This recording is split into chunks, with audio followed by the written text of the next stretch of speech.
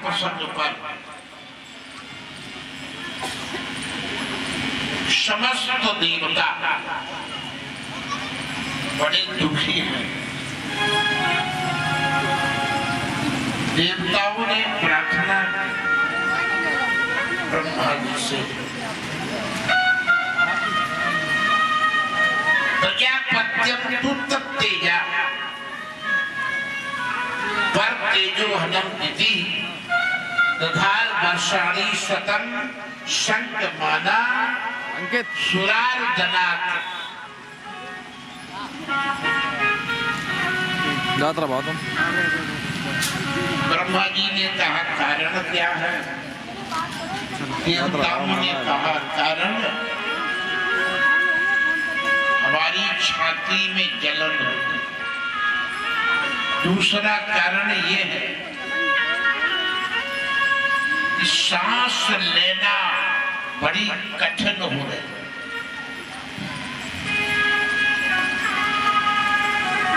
कोई तपस्वी है, तपस्या कर रहा है, या कोई दैत्य ने जन्म दिया है, जो परेशानी मेरे सामने आ रही है।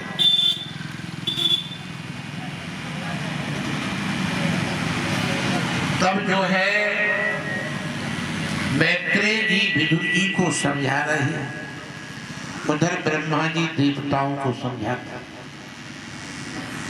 मेरे मानस पुत्र सनक सनंदन सनातन सनत कुमार चार, जिनकी आयु हमेशा 5 वर्ष की रहती है। ये तो पकड़ा था। लाखों वर्ष हो गई उनको, लेकिन अवस्था 5 वर्ष की है। भगवान के गले में सुंदर माला पड़ी थी, मंजरी माने तुलसी के फूलों और कमलों की, उसकी सुगंध ही उनके नाक में लगी। तो उन्होंने कहा ये सुगंध ही भगवान के माला की है और किसी दूसरे के माला की नहीं। भगवान के शरीर में भी सुगंधी है और भगवान के आभूषणों में भी सुगंधी है, और भगवान को कोई माला पहनाए तो माला में भी सुगंध है।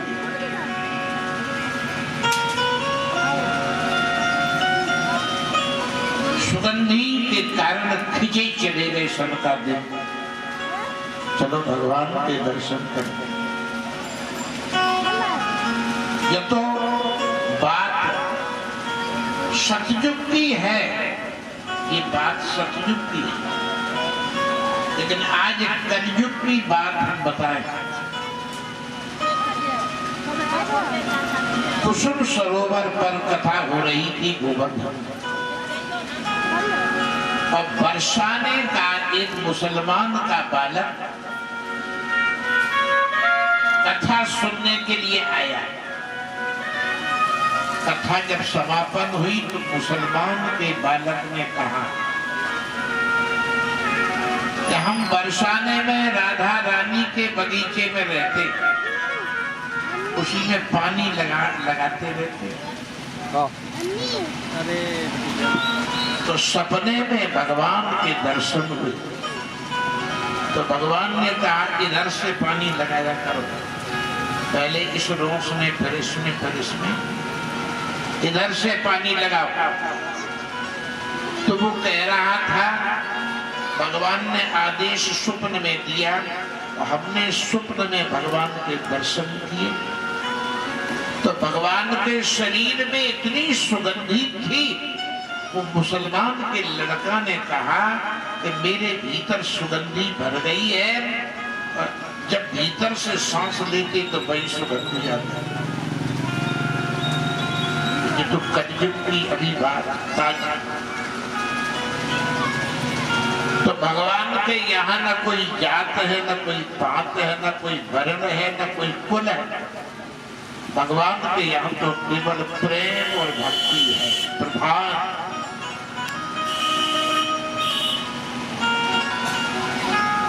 क्योंकि भगवान का शरीर दिव्य है, चिन्मय। तो सनकादिक वैकुंठ में भगवान के दर्शन करने के लिए पहुंचे और गेट पर पहरा दे रहे थे पहरेदार जय और विजय। उन्होंने बेत लगा के रोक दिया, अंदर नहीं जा पाओ, ही खड़े हो जाओ। उन्होंने कहा, भाई मेरी तो आयु 5 वर्ष की तुम्हें दिखाई दी, अब बालक को तो कोई रोक ही नहीं सकता है, बालक तो बेरोक टोक कहीं जा सकता है, लेकिन आप अन्याय कर रहे हो, ये बात ठीक नहीं। जब सनकादिक की बात नहीं मानी, बेत नहीं हटाया, यश नहीं आइए तो फिर सनकादिक ऋषियों को भी क्रोध आ गया। इधर आ जाओ,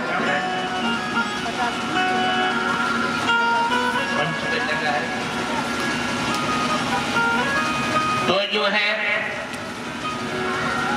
क्रोध में आकर के उन्होंने शाप देना, तुम भगवान के गेट में रहने लायक नहीं हो, तुम तो राक्षसों जैसा काम करते हो, भगवान से मिलने में बाधा डालते हो, इसलिए जाओ, तुम्हें हम शाप देते हैं, 1 जन्म नहीं 3 जन्म तक राक्षस हो जाओ। भगवान अंदर से निकले, भगवान के चरणों में प्रणाम किया सनकादिक ऋषि और कहा, सनकादिक ऋषियों ने हमने शाप दे दिया है, शाप आपके गेट मैनों को 3 जन्म तक राक्षस को। तो भगवान ने कहा, क्या में हमारी इच्छा है, गोविंद भगवान की इच्छा के बिना कुछ होता नहीं। एक बार इन्होंने लक्ष्मी जी को आते हुए देख दिया था, तो जिसका घर हो वो गेट मैन उसी को रोक दे। तो लक्ष्मी जी ने आपसे शिकायत करी कि आज गेट मैनों ने मुझे गेट पर रोक दिया, ऐसा तुम देखो, बहुत कुछ कहने पर भीतर जाने दिया। तो तभी अगर लक्ष्मी की बात मान करके हम शाप दे देते तो संसार में ये बात फैल जाती कि जब अपनी पत्नी की बात भगवान मानते तो हम काहे न माने, गोविंद।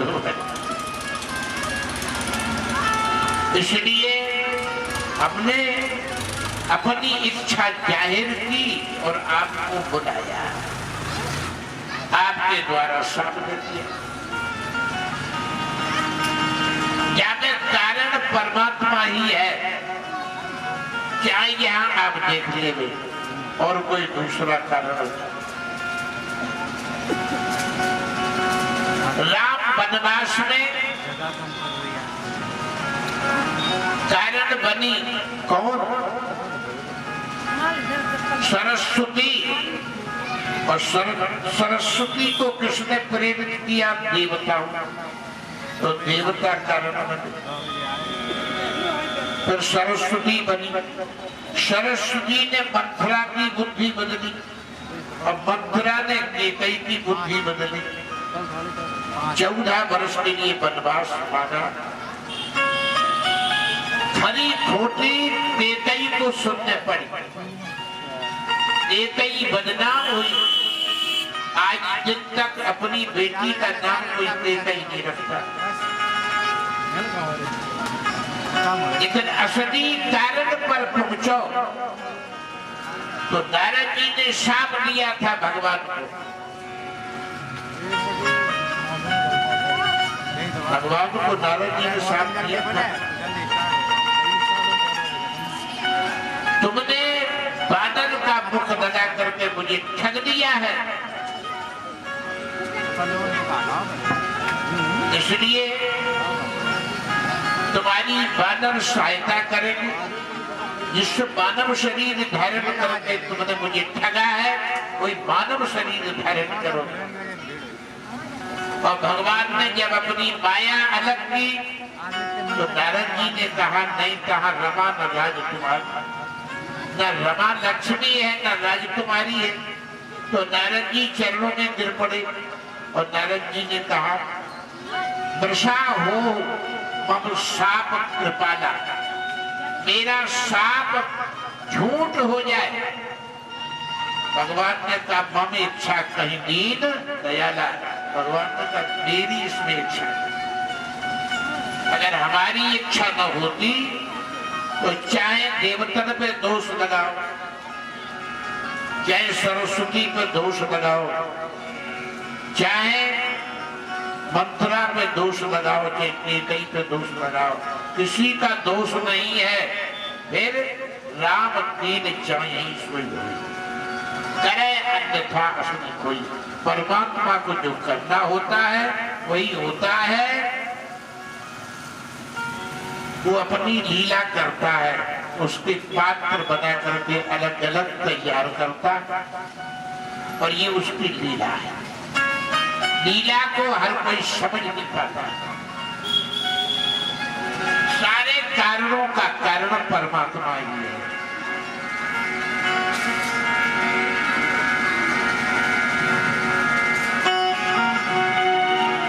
भोले बाबा भी सती को समझा समझा के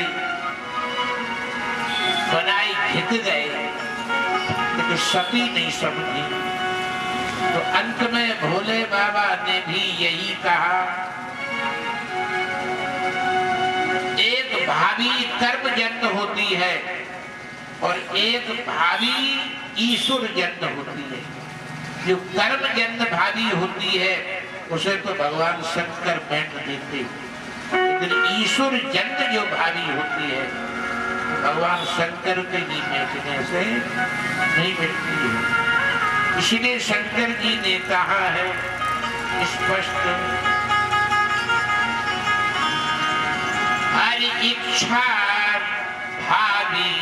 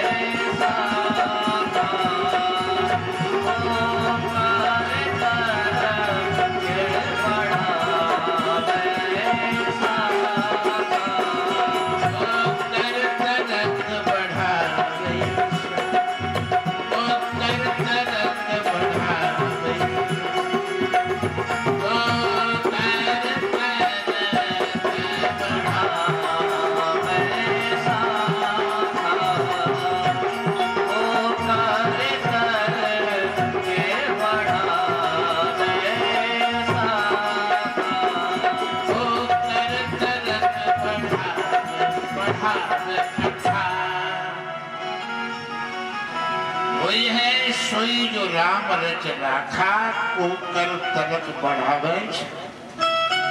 भगवान जो करते हैं वही होता है।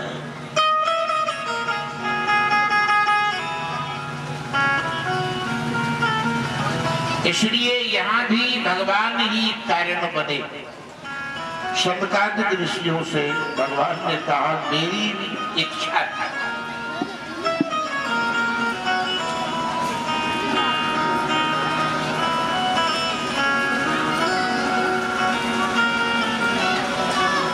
कामेन कर्मनाशा स्यात् क्रोधेन ज्ञान नाशनम् और लोभेन भक्ति नाशा स्यात् एतत् त्रयम् त्यजेत। जीवन में जब कामना उत्पन्न होती है तो कर्म का फल उचित प्राप्त नहीं होता है।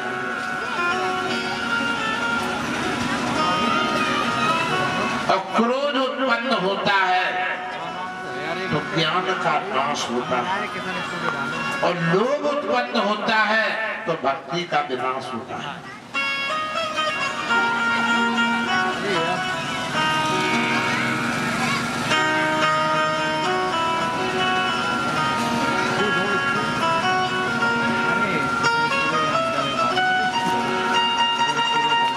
इसलिए जो है काम, क्रोध और लोभ ये तीनों बहुत ही प्रबल हैं। काम, क्रोध, लोभ।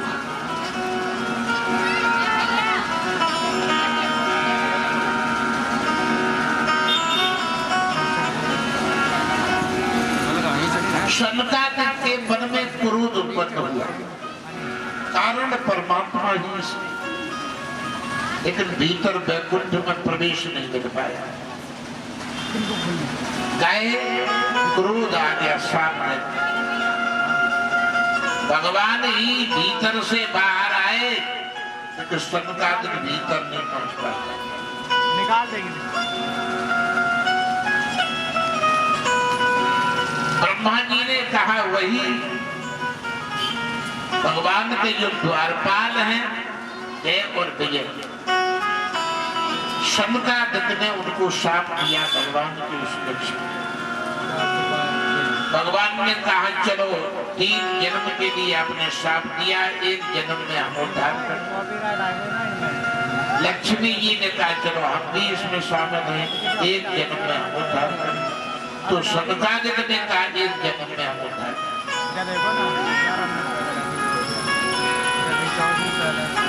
पहले रावण कुंभकर्ण बने, पहले हिरण्याक्ष हिरण्यकशिपु बने। तो शनकादिक का ही अवतार प्रहलाद का है, प्रहलाद का ही अवतार कबीर का है। प्रहलाद ही कबीर बने ईश्वर जब। तो प्रहलाद निमित्त बने जिससे हिरण्यकशिपु का उद्धार हो गया। हिरण्याक्ष का वध शूकर भगवान के द्वारा। दूसरे जन्म में रावण कुंभकर्ण बने।